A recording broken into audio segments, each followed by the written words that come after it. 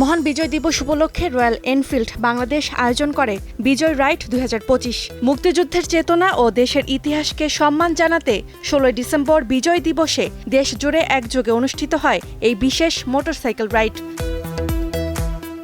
Royal Enfield বাংলাদেশের 200 জনেরও বেশি রাইডার এতে অংশ নেন। রাইডের যাত্রা শুরু হয় তেজগাঁওয়ের ইফাত মোটরস থেকে আর শেষ হয় জলশিরি গলফ ক্লাবে পৌঁছে। পুরো পথে রাইডাররা জাতীয় পতাকা বহন করে দেশপ্রেম ও ঐক্যের বার্তা তুলে ধরেন।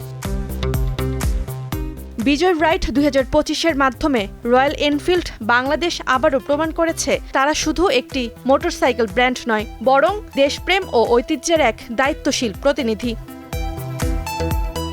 বাংলাদেশে Ifat motors limited royal Enfield সংযোজন ও বাজারজাত করে। Roksana Rimi, star news.